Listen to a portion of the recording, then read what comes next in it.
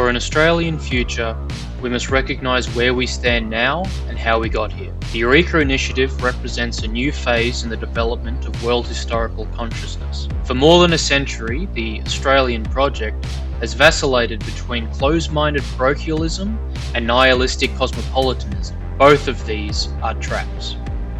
Narrow parochialism rejects objectively beneficial developments on the basis of its foreignness, while the cosmopolitan element, when subjected to a critical eye, is nothing more than acquiescence to foreign capital.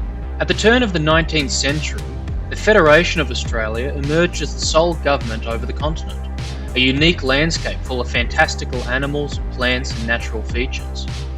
Situated on the other end of the globe from the problems of the old world, Australia represents a new world, if only we can prove ourselves worthy of it.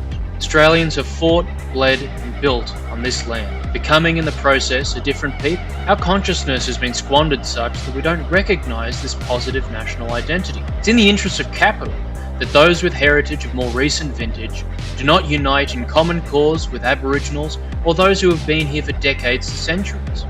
We don't recognise and constructively address the history of our nation. We must do so, not on the basis of self-hatred or cynical performance, but to truly unite and develop as equals.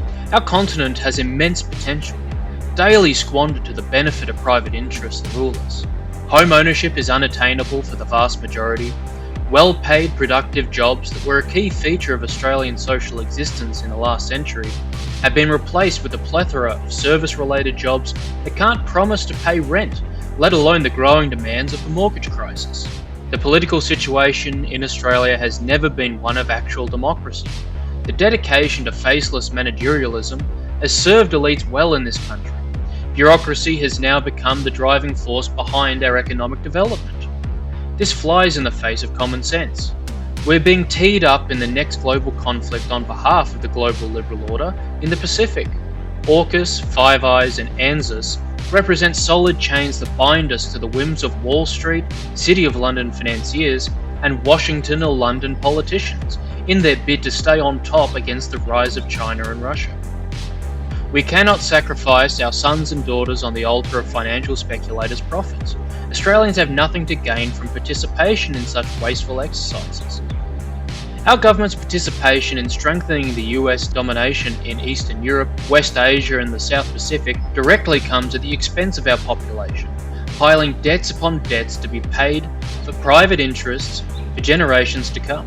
Debt, deindustrialisation, anti-social developments threaten the continuation of this declining status quo.